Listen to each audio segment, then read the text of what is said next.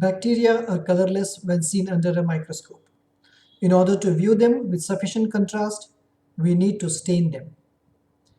Dyes are the chemicals that impart color, whereas the term stain is used for agents that color biological material, including the bacteria. They could be organic or inorganic chemicals. Oxochrome are color intensifiers.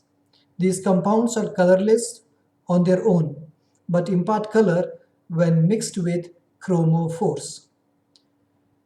The part of the compound that binds to the target and impart color is called chromogen.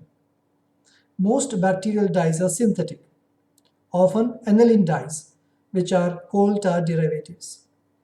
Dyes usually have charged ions, making them acidic or basic. Acidic dyes have anionic chromogen. For example, the stain eosin is actually sodium eosinate, where sodium is positively charged, but it is the negatively charged eosinate that imparts color.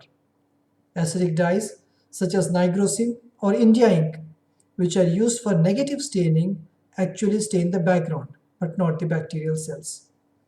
In basic stains, the chromogen is a cation. For example, the stain methylene blue is actually methylene blue chloride. Here, chloride is negatively charged, but it is the positively charged methylene blue that imparts color. Often, it is the basic dyes that are used to stain bacteria because the cytoplasm and the DNA within are negatively charged and bacteria bind better to basic dyes. Two other examples of basic stains used to stain bacteria are crystal violet and safranin.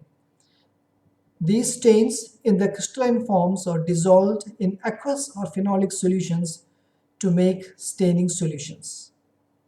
Thank you.